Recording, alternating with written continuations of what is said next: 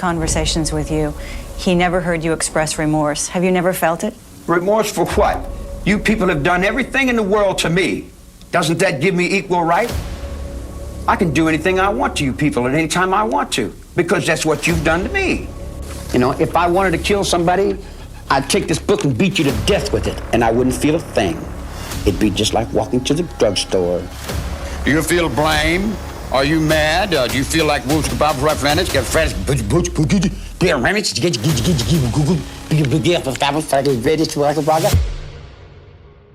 In the summer of 1969, America stood at a crossroads. The idealism of the 1960s, the promises of peace, love, and liberation, collided with something darker, something that had been growing in the shadows of the counterculture movement. On 2 consecutive nights in August, a series of events would unfold that would shatter the illusion of the age of Aquarius and reveal how easily hope could be twisted into horror. This is not simply a story about violence. This is a story about influence, about the human capacity for transformation under charismatic leadership, about how ordinary people can be led to commit extraordinary acts, about the fragile boundary between devotion and destruction. At the center of this darkness stood a man who never physically participated in the crimes that would make him infamous, a failed musician, a lifelong criminal, a self-proclaimed prophet who built a family not through blood, but through psychological manipulation. This is the story of Charles Manson. But more importantly, this is the story of how he created a world where the unthinkable became inevitable.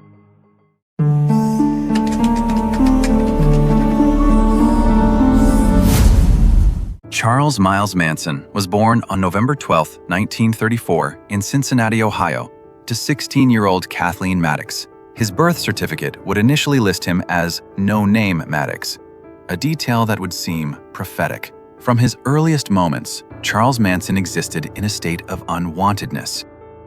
His mother was described by court records as troubled and unstable. His father, a figure largely absent from his life. What followed was a childhood defined by instability, foster homes, juvenile detention centers, reform schools. By the time he was 9 years old, Manson had already experienced more institutional life than family life. But it wasn't simply abandonment that shaped him. It was a pattern of being rejected, institutionalized, released, and rejected again. A cycle that taught him a singular lesson. The world was against him, and he would need to create his own reality to survive within it. Throughout his adolescence and into his 20s, Manson cycled through the criminal justice system. Auto theft, forgery, armed robbery.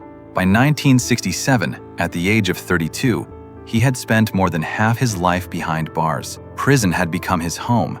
The outside world had become foreign. Yet something happened during his final incarceration in the mid-1960s. Manson discovered 2 things that would define his future: the power of music and the techniques of psychological manipulation. He learned to play guitar. He studied books on Dale Carnegie's influence principles, on Scientology, on the power of positive thinking. He observed the social dynamics of prison life, who had power and why. In March 1967, Charles Manson was released from Terminal Island Prison in California. He reportedly asked to stay, telling authorities he didn't know how to function in the outside world. His request was denied. He was given a bus ticket, $35, and sent into the heart of the Summer of Love. San Francisco in 1967 was a city transformed. The Haight-Ashbury district had become the epicenter of a cultural revolution. Young people, disillusioned with mainstream society, were experimenting with new ways of living: communal households, alternative spirituality, consciousness-expanding substances. Authority was questioned, traditional morality was challenged, love was free. And into this world of seekers stepped a man who understood manipulation better than most understood themselves. Manson had learned in prison what many of these young people were only beginning to discover: that reality is malleable, that people seek belonging, and that a person who offers certainty in uncertain times can become very powerful indeed. Within months, he would begin gathering followers. Within a year, he would have established what he called his family. Within 2 years, his name would be synonymous with one of the most shocking crime sprees in American history. But that transformation didn't happen overnight. It happened through a careful, methodical process of psychological influence that would prove devastatingly effective. To understand what happened in August 1969, we must first understand how Charles Manson built his family. Not through force, not through obvious coercion, but through something far more insidious. He gave lost people exactly what they were searching for.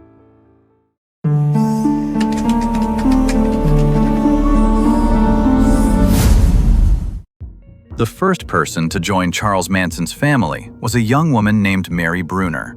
She was 23 years old, working as a library assistant at the University of California, Berkeley. By all accounts, she was intelligent, educated, and somewhat lonely. She met Manson in the spring of 1967, shortly after his release from prison. What happened next would become Manson's pattern. He didn't present himself as dangerous or controlling. He presented himself as free, as someone who understood the emptiness of conventional life, as someone who could see into her soul. Within weeks, Mary Bruner had invited him to move into her apartment. Within months, she had agreed to let him bring other women to live with them. The family had begun. One by one, they came. Lynette Frome, who would be known as Squeaky. Susan Atkins, who called herself Sadie. Patricia Krenwinkel. Leslie Van Houten, young women, most in their late teens or early 20s, searching for meaning in a world that seemed increasingly meaningless. And Charles Manson understood exactly what to offer them. To understand how Manson created his family, we must understand the psychological techniques he employed. Techniques that, while not original to him, he combined with remarkable effectiveness. First, there was the initial contact. Manson spent his days in the Haight-Ashbury district in Golden Gate Park at free concerts and gatherings. He carried his guitar. He presented himself as a musician, a philosopher, someone who had seen through society's illusions. He was charismatic in an unconventional way, small in stature but intense in presence. His eyes, by numerous accounts, seemed to look through people rather than at them. He targeted specific individuals, young women who appeared lost or alone, runaways, those who had recently experienced trauma or dislocation, those who were experimenting with alternative lifestyles and substances that made them more suggestible. He offered them what they desperately wanted: unconditional acceptance. Patricia Krenwinkel later described her first encounter with Manson. She was working as a processing clerk, living with her sister, feeling inadequate and unattractive. Manson approached her at a party. He told her she was beautiful. He seemed to understand her in ways no one else had. Within hours, she had agreed to leave with him. She would never return to her former life. Once someone joined the family, the process of transformation accelerated. Manson employed a technique that cult researchers would later recognize as systematic isolation. The family began moving away from the city, first to various houses in the Los Angeles area, then to more remote locations. Eventually, they would settle at Spahn Ranch, a former Western movie set in the Santa Susana Mountains northwest of Los Angeles. Spahn Ranch was perfect for Manson's purposes. It was isolated. It was owned by an elderly, nearly blind rancher named George Spahn, who allowed them to stay in exchange for help maintaining the property. And it provided an environment completely separate from mainstream society, a world where Manson could create his own reality. At the ranch, family members were cut off from their former lives. Letters from parents were intercepted. Phone calls were discouraged. Former identities were symbolically shed. Many members adopted new names. Susan Atkins became Sadie Mae Glutz. Patricia Krenwinkel became Katie. These weren't just nicknames. They were markers of transformation, of leaving the old self behind and being reborn into Manson's reality. But isolation alone doesn't create devotion. Manson needed to construct a belief system, a framework that would make his followers not just dependent on him, but convinced that he possessed special knowledge, special insight, that he could see truths others couldn't. Manson synthesized his philosophy from diverse sources. From Scientology, he took concepts about breaking through mental barriers. From the Bible, particularly the Book of Revelation, he took apocalyptic imagery. From the Beatles' music, particularly their 1968 White Album, he claimed to decode hidden messages about an impending race war. From his own years in prison, he borrowed the hardened worldview that society was corrupt and violent beneath its civilized veneer. He called his prophesied apocalypse Helter Skelter, borrowing the phrase from a Beatles song. According to his mythology, which he developed and refined throughout 1968 and early 1969, a race war was inevitable. American society would tear itself apart. The black community would rise up and destroy the white establishment. But they would be unable to govern, Manson claimed, and would need the family, who would be hiding in a bottomless pit in the desert, to emerge and take control. It sounds absurd. From the outside, looking back, it seems incomprehensible that intelligent people could believe such a narrative. But that's the nature of controlled environments and systematic indoctrination. The belief system wasn't presented all at once. It was built gradually, layer by layer, each element seeming to flow logically from what came before, at least within the hermetically sealed reality of the family. Daily life at Spawn Ranch was carefully structured to reinforce Manson's control. Sleep deprivation was constant. Members would stay up all night for what Manson called family gatherings, where he would lecture for hours about his philosophy, about the coming apocalypse, about their special role in the new world. During the day, exhausted members would perform tasks around the ranch, maintaining buildings, scavenging for food, engaging in activities Manson assigned. The use of psychedelic substances played a significant role in the manipulation process. LSD and other drugs were distributed regularly, often without warning or consent. Members would be given food or drinks laced with hallucinogens. During these altered states, Manson would present his teachings with greater intensity. The boundaries between self and group, between reality and Manson's mythology, would blur. But perhaps most importantly, Manson employed positive reinforcement and intermittent reward. He could be remarkably warm and charismatic. He would single out members for praise, for special attention, for what felt like genuine love. He would play music, lead sing-alongs, create moments of seeming joy and connection.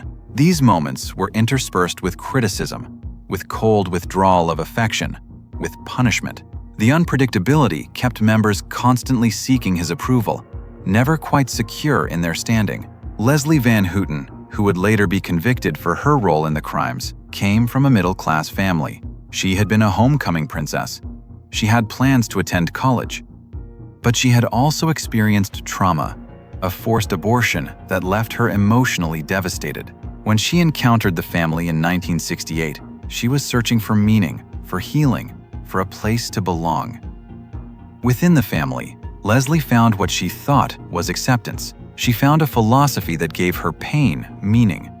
She found a leader who seemed to offer certainty in an uncertain world. And gradually, imperceptibly, she stopped being Leslie Van Houten and became Lulu, a member of Manson's family, devoted to his vision, willing to do whatever he asked. This was Manson's genius, if we can call something so destructive by such a term. He didn't simply command obedience. He restructured identity itself. He created a situation where his followers' sense of self became inseparable from the family, where his reality became their reality, where his will became indistinguishable from their own. While most attention has focused on the young women in Manson's family, there were also male followers. Charles Tex Watson, Bruce Davis, Bobby Beausoleil, Steve Grogan, men who were drawn to Manson's anti-establishment philosophy, to his projection of confidence, to the promise of a life outside conventional society's rules. Tex Watson in particular would become central to the events that followed. He had been a star athlete in high school, had attended college briefly, and had come to California seeking opportunity. Instead, he found Manson. Watson later described feeling that Manson could see into his soul, that Manson understood him in ways no one else could. Within months of joining the family, Watson had transformed from an ambitious young man into someone willing to follow Manson's directives without question. Throughout 1968 and into 1969, the family's activities escalated. What had begun as petty theft and drug use evolved into more serious criminal behavior. In July 1969, Manson sent Bobby Beausoleil to collect money from a drug dealer and musician named Gary Hinman. The situation went wrong. Over several days, with Manson present at various points, Gary Hinman was held against his will, wounded, and ultimately killed. Susan Atkins would later testify that she and Bobby Beausoleil were responsible for his death. This was a turning point. A line had been crossed, and in Manson's twisted worldview, it may have served as a test.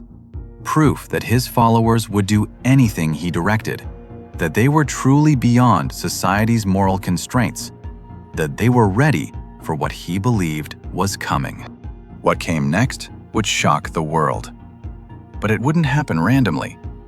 It would happen because Charles Manson had spent 2 years systematically dismantling the psychological boundaries that prevent most people from committing extreme acts. He had created a closed world where his word was law, where his mythology was truth, where his followers' identities had become so enmeshed with his vision that they could no longer distinguish between their own will and his commands. On August 8, 1969, Charles Manson decided it was time to show the world what Helter Skelter would look like.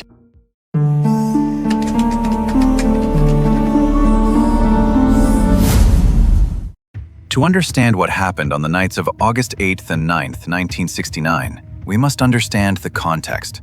The family's isolation at Spawn Ranch had created a pressure cooker environment. Manson's prophecies of Helter Skelter had not manifested. The race war he had predicted showed no signs of beginning. Bobby Beausoleil had been arrested for Gary Hinman's murder just days earlier. Manson's response was to take action himself. If society wouldn't bring about the apocalypse he had prophesied, he would start it. He would create events so shocking, so violent, that they would ignite the chaos he had been predicting. And he would make it look like the work of black revolutionaries, furthering his narrative of inevitable racial conflict. On the evening of August 8, 1969, Manson gathered specific members of the family. He instructed Tex Watson to take Susan Atkins, Patricia Krenwinkel, and Linda Kasabian, a recent addition to the family who had a valid driver's license, to a house he had been to before, a house at 10,050 Cielo Drive in Benedict Canyon, in the hills above Los Angeles. The house at 10,050 Cielo Drive was rented by film director Roman Polanski and his wife, actress Sharon Tate. Polanski was away in Europe working on a film. Staying with Tate that night were 3 friends: celebrity hairstylist Jay Sebring, coffee heiress Abigail Folger, and her partner, Wojciech Frykowski. None of them knew Charles Manson. None of them had any connection to the family. Manson's connection to the property was tangential at best. He had been there once before when the house was occupied by a music producer who had declined to sign him to a recording contract. That producer no longer lived there, but in Manson's mind, the house represented the entertainment industry that had rejected him, the wealthy establishment he despised, the perfect target to begin his apocalypse. According to trial testimony, Manson's instructions to Tex Watson were direct: go to that house and kill everyone inside. Make it as gruesome as possible. Leave signs that would point to black revolutionaries.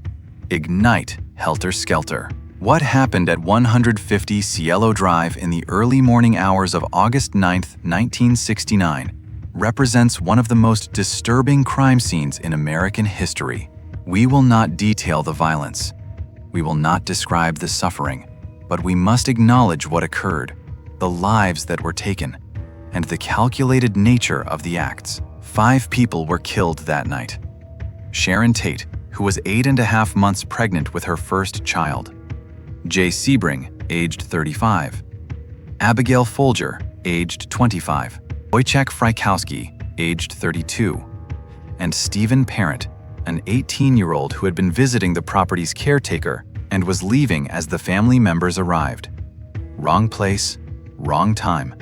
No connection to anyone else present. The scene was deliberately chaotic, calculated to shock. Messages were left written in blood on the walls. The word pig was written on the front door. Everything was designed to create maximum horror, maximum media attention, and to implicate black radical groups through false clues. Linda Kasabian, who had been instructed to stand watch, later testified that she didn't enter the house.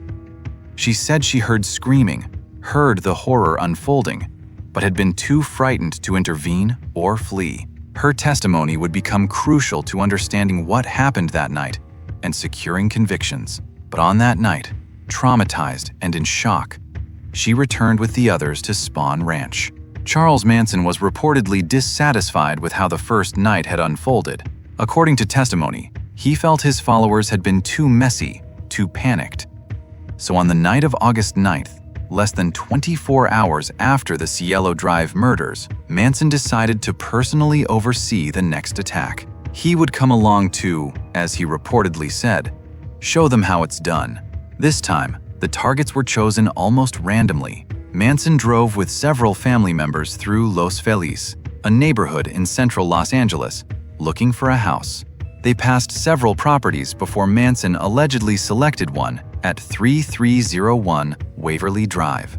It was the home of Lino and Rosemary LaBianca, a married couple in their 40s. Lino was a successful supermarket executive. Rosemary owned a dress shop. They had no connection to Manson, no connection to the previous night's victims, no connection to the counterculture or the entertainment industry. According to testimony, Manson entered the house first, restrained the LaBiancas, then called in Tex Watson, Leslie Van Houten, and Patricia Krenwinkel to complete the attack. This time, Manson wanted to be sure it was done according to his vision. He then left with other family members and went to a different location, sending yet another group to commit a third attack that night, an attack that ultimately wasn't carried out. Leno and Rosemary LaBianca were killed in their own home. Again, messages were left at the scene, this time including the misspelled words Helter Skelter carved into the refrigerator door, along with other phrases designed to maximize shock and confusion. The calculated brutality served Manson's purpose: create something so horrifying that it would dominate every news broadcast, every newspaper, every conversation across America. Los Angeles erupted in fear. These weren't isolated incidents. These weren't crimes of passion or robberies gone wrong. These were planned, systematic attacks on apparently random victims in their homes, the one place people should feel safe. If Sharon Tate, protected in a gated property in the hills, wasn't safe, who was? The Los Angeles Police Department initially investigated the two crime scenes separately. The Cielo Drive murders were assigned to West Los Angeles detectives, the LaBianca murders to Downtown Division. For weeks, they didn't realize they were looking at the same perpetrators. Theories proliferated. Drug dealers, satanic cults, copycats of other recent murders. The randomness made it terrifying. The lack of apparent motive made it inexplicable. Meanwhile, at Spahn Ranch, the family continued their daily routine. They watched the news coverage. According to later testimony, some members felt pride in the fear they had created. Others began to feel the first stirrings of doubt, of horror at what they had participated in. But Manson's control remained strong. He framed the murders as revolutionary acts, as the beginning of the change he had promised, as proof of their commitment to the family. For more than 2 months, they weren't caught. The investigation sprawled in multiple directions. The connection between the crimes and the family living in a movie ranch in the hills seemed too improbable. But as with most criminal cases, it wasn't brilliant detective work that initially broke it open. It was someone talking when they shouldn't have.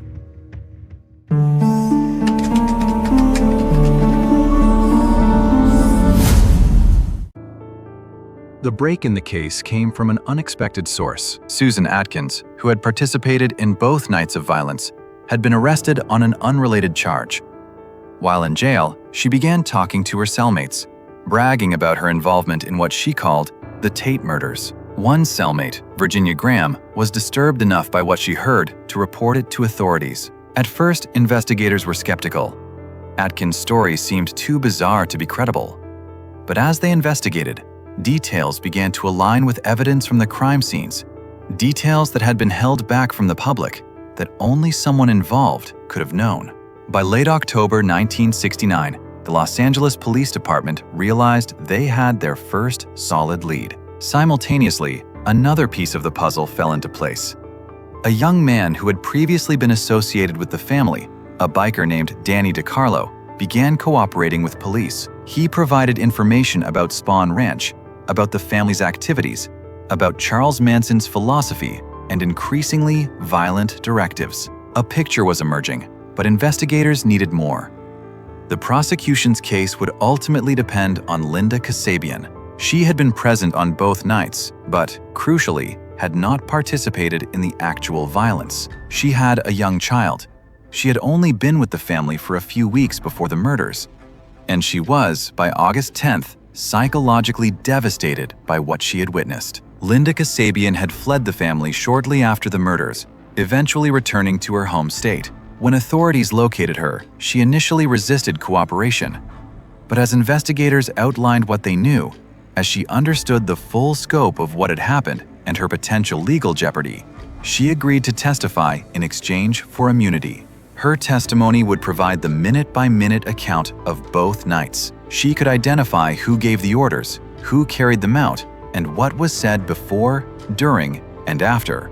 Without her testimony, the prosecution would have only Susan Atkins' jailhouse confession and circumstantial evidence. With Linda Kasabian, they had an eyewitness account that could tie Charles Manson directly to the murders, even though he hadn't wielded a weapon himself. In November and December of 1969, authorities conducted raids on Spahn Ranch and other family locations. The arrests happened in waves.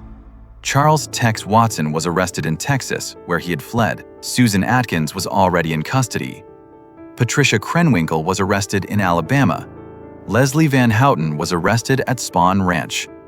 Bruce Davis, Steve Grogan, and others were taken into custody for various crimes. And Charles Manson himself was arrested in the desert near Death Valley, where he had taken a smaller group of remaining family members. When police found him, he was hiding under a bathroom sink in a small cabin. The man who had orchestrated terror, who had claimed to be beyond society's reach, was arrested without resistance. But if investigators thought the arrests would end the story, they were mistaken.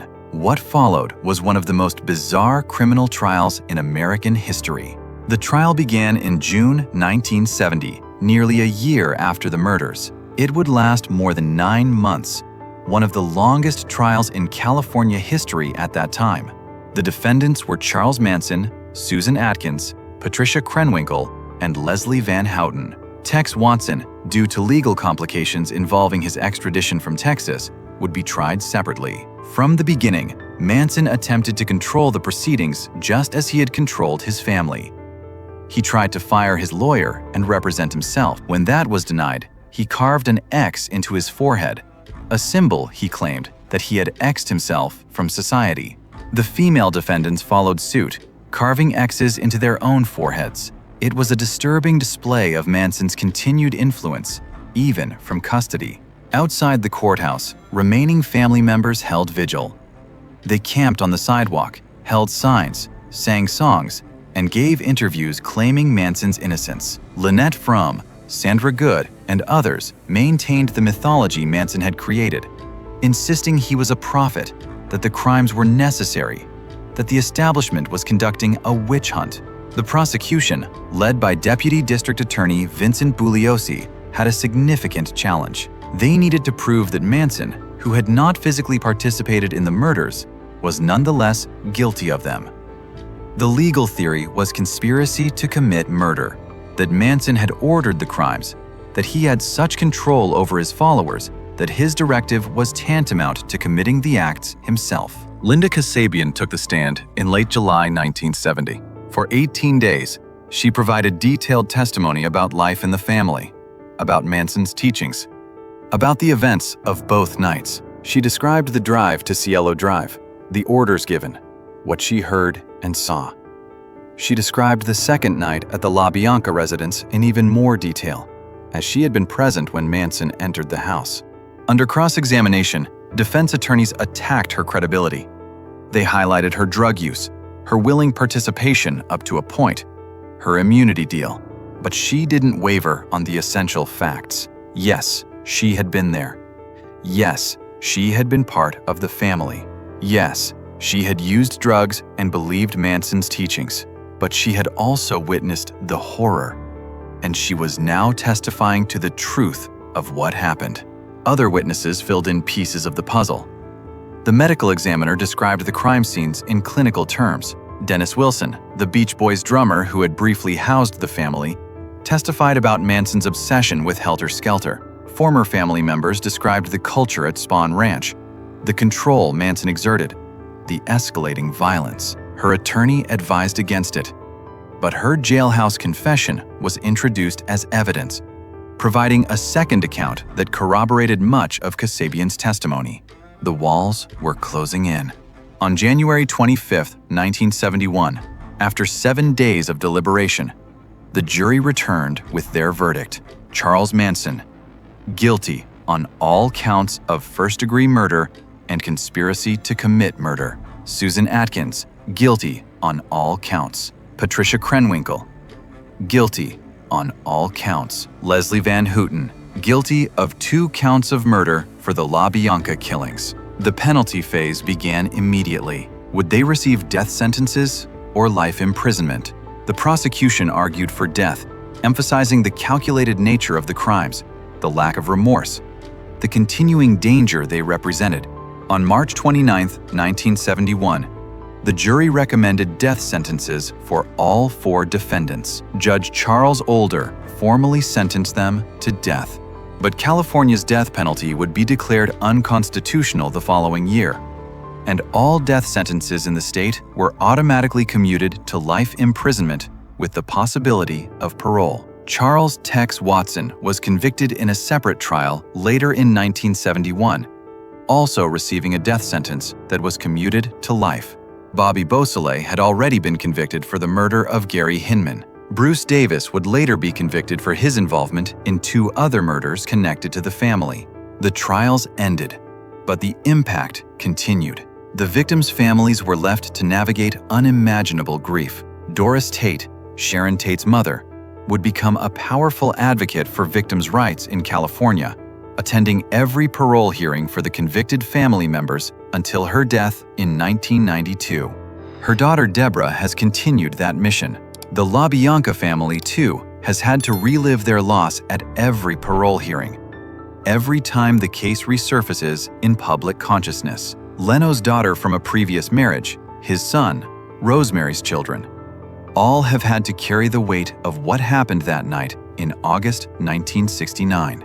Sharon Tate is remembered not for how she died, but for her promising career, her kindness, her joy. Jay Sebring is remembered as an innovator in men's hairstyling, a talented artist in his field. Abigail Folger is remembered for her social activism and philanthropy. Wojciech Frykowski is remembered for his friendship, his creativity. Stephen Parent is remembered as a young man with his whole life ahead of him, an innocent caught in something incomprehensible. Leno and Rosemary LaBianca are remembered as hardworking, kind people who built a life together. They deserved to be remembered for their lives, not reduced to the circumstances of their deaths. What happened to the people who followed Charles Manson? Their stories diverged significantly over the following decades. Susan Atkins remained in prison until her death from brain cancer in 2009. She reportedly converted to Christianity in the late 1970s and expressed remorse for her actions. She was denied parole 13 times. In her final years, paralyzed and terminally ill, she requested compassionate release. It was denied. She died in prison at age 61. Patricia Krenwinkel remains in prison to this day. She is California's longest-serving female inmate. She has been denied parole 14 times, most recently in 2022. Now in her mid-70s, she has participated in every prison program available, earned multiple educational degrees, and according to psychological evaluations, poses no risk to public safety. Yet she remains incarcerated. The nature of her crimes, the public memory of them, weighs against release. Leslie Van Houten's case has been perhaps the most contested. She was 19 at the time of the murders, the youngest of those convicted. Her first trial resulted in a conviction, but it was overturned on appeal due to attorney misconduct. Her second trial resulted in a hung jury. Her third trial in 1978 resulted in another conviction. She has been denied parole more than 20 times, though multiple boards in recent years have recommended her release, only to be blocked by California governors. In 2023, after being granted parole and having it blocked multiple times by governors, Leslie Van Houten was finally released on parole after 53 years in prison. She is now in her mid-70s. The decision was controversial, with victims' families and prosecutors arguing she should never be released. Others, including prison psychologists and parole board members, argued that she had been successfully rehabilitated and that justice had been served. Charles Tex Watson remains in prison. He has been denied parole 18 times. He became an ordained minister in prison and has spoken about his crimes with expressed remorse. He is now in his late 70s. Whether his remorse is genuine or performative remains debated, but he remains incarcerated. Bobby Beausoleil, Bruce Davis, and Steve Grogan all served decades in prison. Grogan was released in 1985 after cooperating with authorities to help locate a body from another family-related murder. Bruce Davis has been denied parole repeatedly and remains incarcerated. Bobby Beausoleil remains in prison as well, having been denied parole multiple times. The family members who weren't convicted of murder had varied trajectories. Lynette "Squeaky" Frome, who remained devoted to Manson, attempted to assassinate President Gerald Ford in 1975, for which she served 34 years in federal prison. She was released in 2009 and lives quietly now. Sandra Good was convicted of conspiracy and spent 10 years in prison. She was released in 1985. Many other former family members have lived anonymously, some reportedly still believing in Manson's philosophy, others having completely rejected that period of their lives. And what of Charles Manson himself? He spent the remainder of his life in California's prison system, primarily at Corcoran State Prison. He was denied parole 12 times. His parole hearings became increasingly bizarre. He would rant, refuse to take responsibility, present incomprehensible philosophies, or simply refuse to participate. He remained defiant until the end. He never expressed genuine remorse. He continued to grant interviews, to expound on his philosophies, to manipulate whoever would listen. He became a dark celebrity, a symbol of evil in American culture. His image appeared on T-shirts, in documentaries, in countless books and films. He had sought fame as a musician and failed. Instead, he became infamous as a murderer, which, in a twisted way, may have been exactly what his damaged psyche needed. In his final years, Manson's health declined. He suffered from various ailments related to age and decades of incarceration. On November 19, 2017, Charles Manson died at Kern County Hospital in Bakersfield, California. He was 83 years old. The cause of death was cardiac arrest resulting from respiratory failure and colon cancer. His death was reported around the world. Some celebrated, some felt relief. The victims' families issued statements. Most simply noted that while Manson was gone, the trauma he had caused would continue to reverberate. More importantly, the Manson case changed how we think about criminal responsibility. Could someone be guilty of murder without committing the physical act? The prosecution's theory that Manson's psychological control over his followers made him as guilty as those who wielded the weapons established precedent in American law. It recognized that power and influence could be weapons as deadly as knives. The case also highlighted the vulnerabilities of young people seeking meaning and belonging. Most of Manson's followers came from middle-class backgrounds. They weren't from broken homes or poverty. They were searching for something: purpose, community, transcendence. And they found a person who offered certainty and belonging, who filled a void in their lives. That remains relevant today in understanding how people are drawn into extremist groups, cults, and other manipulative organizations. But perhaps the most important legacy is ensuring we remember the victims correctly, not as names in a sensational crime story, but as people. Sharon Tate was 26 years old, a rising actress, weeks away from becoming a mother. She was, by all accounts, kind and full of life. That is how she should be remembered. Jay Sebring was 35, at the height of his creative career, known for his generosity and artistry. Abigail Folger was 25, a social worker and activist who used her wealth to try to make the world better. Wojciech Frykowski was 32, a writer and filmmaker with dreams not yet realized. Stephen Parent was 18, working a job, helping people, on the cusp of adulthood. Leno LaBianca was 44, a successful businessman, a father, a husband building a life. Rosemary LaBianca was 38, a businesswoman, a mother, a partner in building that life. These 7 people, and Gary Hinman, the music teacher killed in July 1969, and at least 2 others connected to the family's violence. These were real people with families and friends and futures that were stolen. That is the true horror of this case. Not the celebrity of the perpetrators, not the bizarre philosophy, not the cultural significance. The real horror is the human cost. Their families have had to live with this loss for over 5 decades now. Every time the case is revisited in a documentary, every time there's a parole hearing, every time someone markets Manson's image on a t-shirt or album cover, the trauma is reopened. The victims' families have had to share their loved ones with history, have had to watch as public fascination with Manson sometimes overshadows the memory of those he destroyed. So what do we learn from the Manson case? What should we take from this examination of evil? We learned that evil rarely appears as we expect it to. Charles Manson wasn't a monster in appearance. He was a small, damaged man with charisma and psychological insight. He understood vulnerability and how to exploit it. His followers weren't idiots or inherently bad people. They were young, searching, and susceptible to a particular kind of influence at a particular moment in their lives. We learn that systems of control don't usually look like prisons. They look like communities, like families, like places of belonging. The boundaries are built slowly, the isolation gradual, the transformation almost imperceptible until it's complete.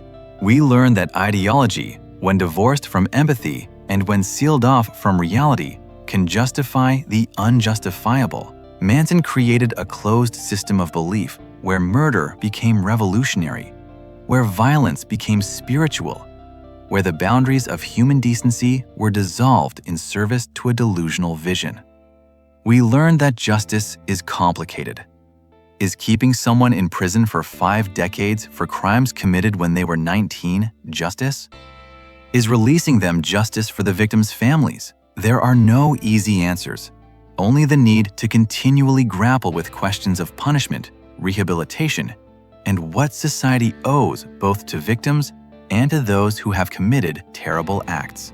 And perhaps most importantly, we learn the necessity of bearing witness, of remembering, of refusing to let sensationalism override truth, of refusing to let fascination with evil diminish our recognition of its victims. The summer of 1969 stands in American history as a turning point, a moment when innocence, perhaps already lost, was publicly acknowledged as gone.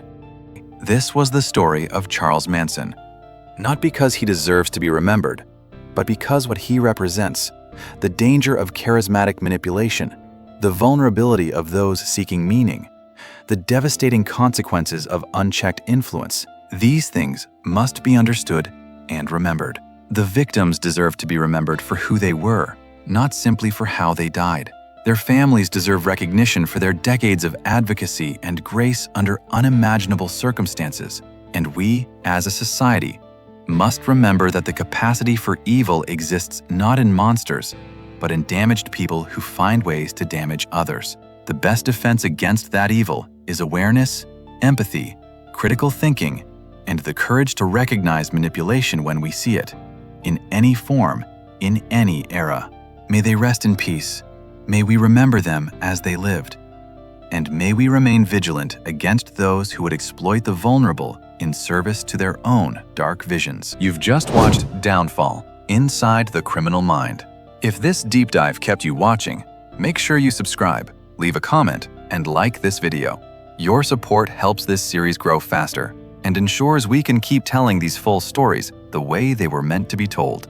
Coming next, Robert Pickton, the Pig Farm Slayer.